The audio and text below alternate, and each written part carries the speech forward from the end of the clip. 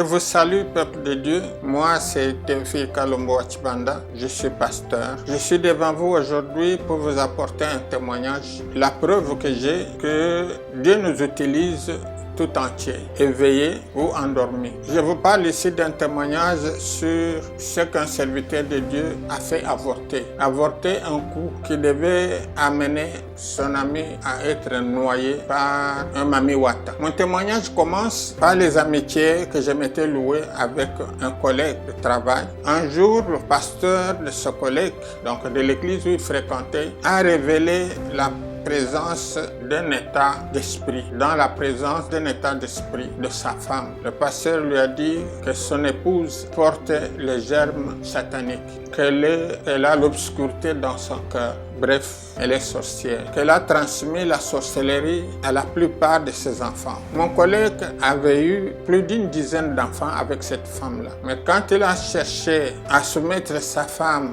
au contrôle pour vérifier la véracité de cette prophétie, sa femme a refusé de se faire contrôler. Et elle est partie de son mari pour aller se réfugier auprès de son oncle.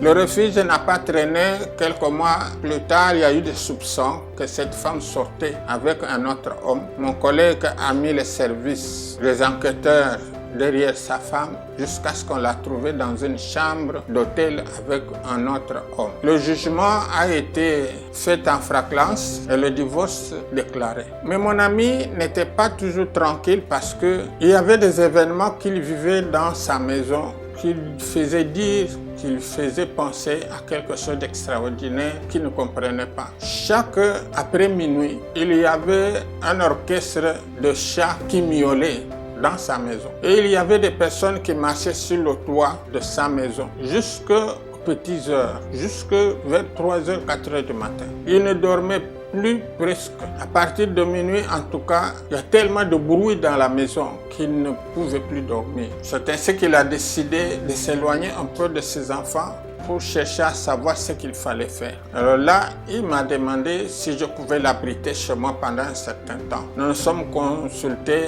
avec mon épouse et nous avons décidé de lui offrir un hébergement parce que nous avions une chambre pour les visiteurs dans notre parcelle. L'ami a déménagé seulement avec sa valise. Il a habité chez moi. Comme on travaillait ensemble, dans un même office, on vivait dans la même parcelle. Lui avait son auto, moi avec ma camionnette. Nous sommes décidés de faire le convoyagement. Et on s'est donné une semaine à chacun. Voilà que la nuit d'un dimanche à lundi, je rêve que nous étions assis, lui et moi, au bord d'une piscine. De l'autre côté de la piscine, il y avait une dame d'un certain âge. À un certain moment, j'ai vu que cette dame est tombée dans l'eau et elle s'est transformée en une dame blanche avec un queue au lieu de pied. Ça veut dire le Mami Wata. Qu'elle est venue tirer mon ami par les pieds pour aller avec elle dans l'eau, certainement avec comme objectif le noyer.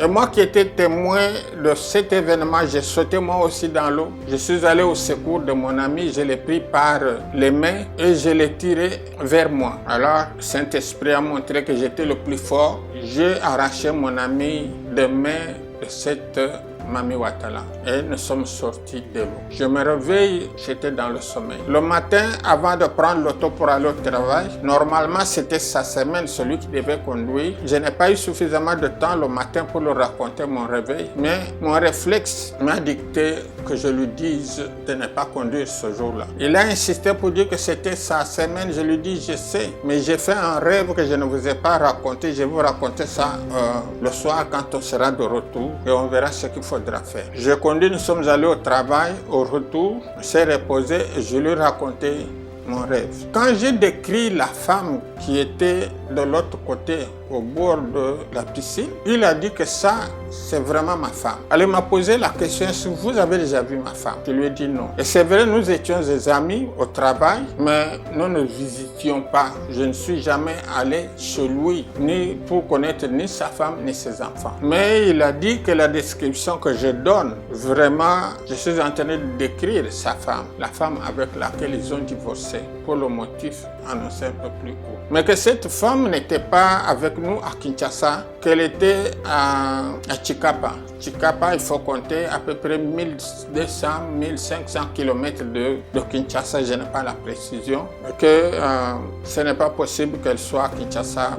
Je ne dis pas qu'elle est à Kinshasa, mais je vous raconte ce que j'ai vu en rêve. Soit j'ai terminé à raconter mon rêve, 2 jours après, l'ami a décidé de descendre chez lui parce qu'il n'était pas trop loin de chez moi, ça faisait 500 mètres à peu près. Il est allé quand même voir les enfants parce que le plus jeune n'avait pas encore dépassé 10 ans. Il avait beaucoup d'enfants, mais rendus malheureux par l'état d'esprit de leur mère. Ces enfants n'avaient presque pas étudié. Bien qu'étant à Kinshasa, leur papa avait des moyens. Il payait toutes sortes d'écoles, des écoles conventionnées, des écoles officielles, jusqu'aux écoles privées. Mais aucun de ces enfants n'a terminé le secondaire parce qu'il n'était pas suffisamment intelligent. Donc il ne réussissait presque pas dans les cours. Donc c'était une situation malheureuse, mais créée par la sorcellerie dans son foyer. Alors quand mon ami est arrivé chez lui, ses enfants lui apprennent que leur mère était de retour et qu'elle avait déjà fait une semaine à Kinshasa, qu'elle vivait avec ses enfants dans cette maison-là. Or, dans la culture et coutume et tribu de notre amie, une femme qui s'est méconduite, normalement, ne peut plus vivre sous le toit familial, sous le toit marital. Mais celle-là, comme elle était hors la loi, avec la force maléfique qu'elle avait, ça ne lui disait pas grand-chose. Dans la situation normale, comme elle était de retour, il devait y avoir des événements de surprise dans la famille. Soit que les enfants connaissaient des accidents, des crises de ceci, des crises de cela, et des morts subites. Mais chez elle, elle avait le contrôle de tout ça par rapport à la coutume, parce qu'elle était hors coutume. Bref, mon ami a découvert qu'effectivement, sa femme était revenue, elle n'était plus dans sa famille loin de Kinshasa, qu'elle était revenue à Kinshasa, qu'elle était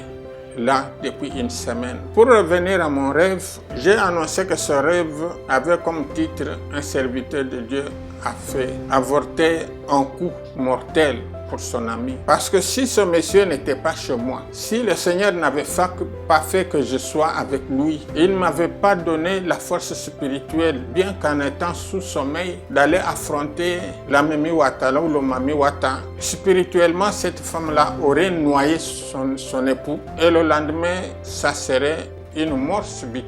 On apprendrait qu'il est décédé dans son sommeil ou d'une courte maladie. Vous comprenez bien, mes chers amis, que notre Seigneur dispose de nous, de toutes les parties de notre corps. Il dispose de notre humanité et de notre spiritualité pour protéger ses enfants. C'est pourquoi la Bible nous dit de prendre conscience que notre corps est le temple de Dieu. Donc Dieu a toutes les possibilités de prendre l'image d'un humain pour faire du bien à ses enfants. Vous connaissez l'histoire de Melchizedek, c'était un ange, mais qui avait pris la forme humaine pour venir donner la leçon de cohabitation, de bonne gouvernance et de bons jugements au peuple de Dieu. Je vous exhorte, frères et sœurs, à reprendre conscience sur la valeur de l'homme que vous êtes, l'homme que Dieu a créé à son image, l'homme que Dieu a destiné au salut éternel. Mais nous avons un chemin à suivre pour atteindre tous ces objectifs.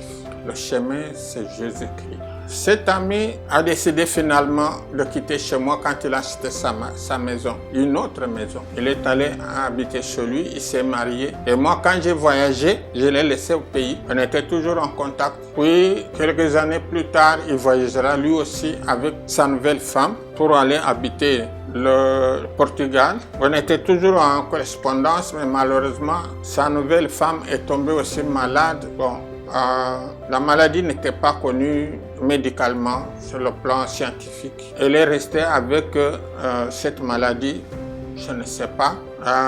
Toutes les formations médicales en France où il avait atterri n'ont pas réussi. Il est allé au Portugal. On n'a pas réussi à guérir sa femme. Elle avait une faiblesse générale, une immobilité. Elle ne pouvait plus s'asseoir. Elle était obligée de rester alitée tout le long de la journée. Ça devenait une charge insupportable pour mon ami, mais qu'est-ce qu'il pouvait encore faire? Aller à la toilette, c'était lui. Laver le corps, c'était lui. Chercher à manger, c'était lui, et ainsi de suite. Il y a 5 ans, j'ai eu l'occasion de faire un voyage familial, donc faire une visite familiale en Espagne. Et comme on correspondait avec mon ami, arrivé en Espagne, je me suis dit, c'est très proche, que je puisse faire un effort pour aller les visiter. Et j'ai fait ce voyage-là. Mon ami est venu me chercher à l'aéroport. Il m'a amené chez lui.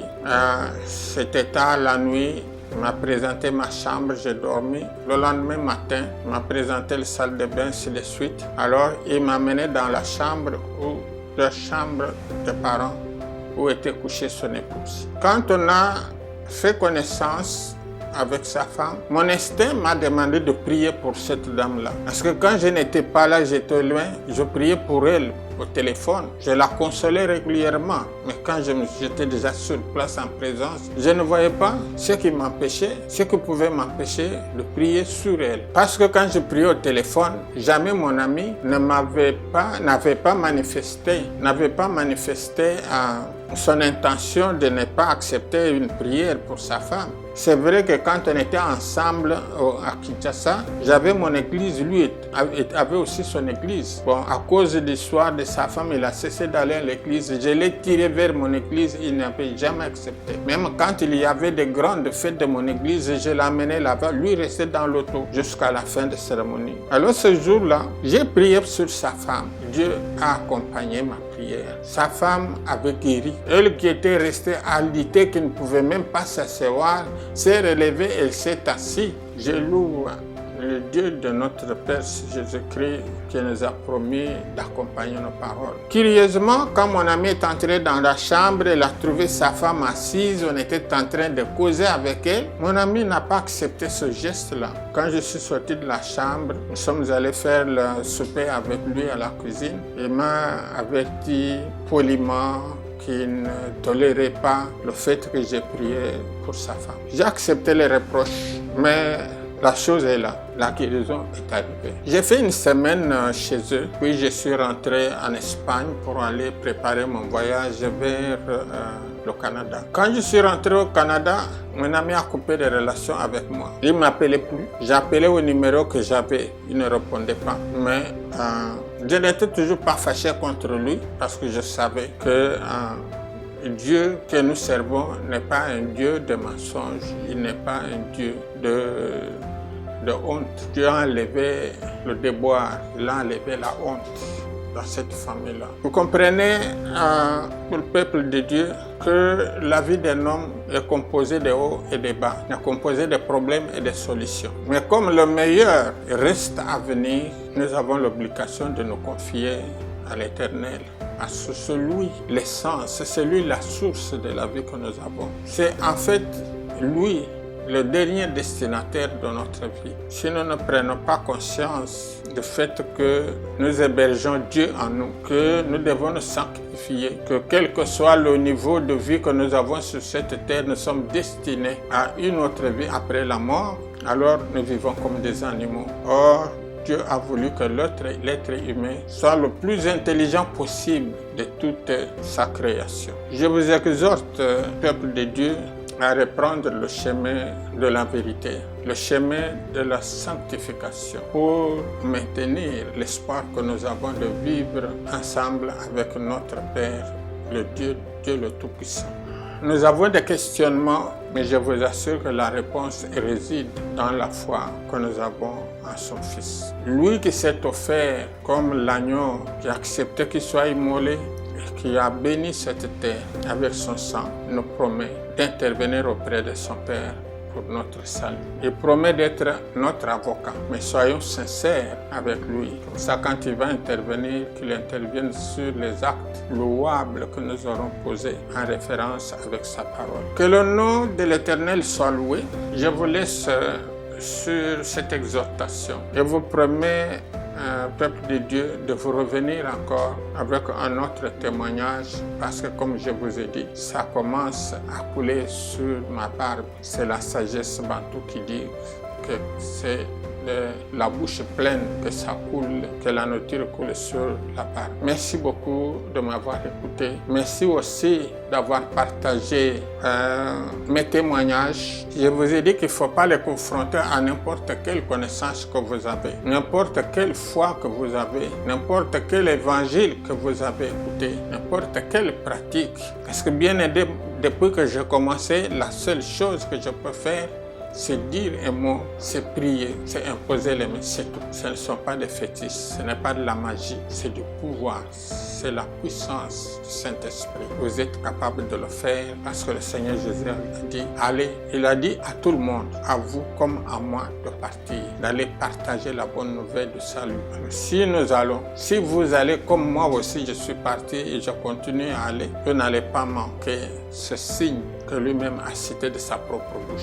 Puisqu'il l'a cité, ça doit se réaliser. Merci beaucoup d'aimer aussi mes témoignages, parce que quand on était à l'école, les conseils que nous avons reçus, c'est d'aimer les cours que nous ne comprenons pas. Si vous ne comprenez pas les mathématiques, aimez-le.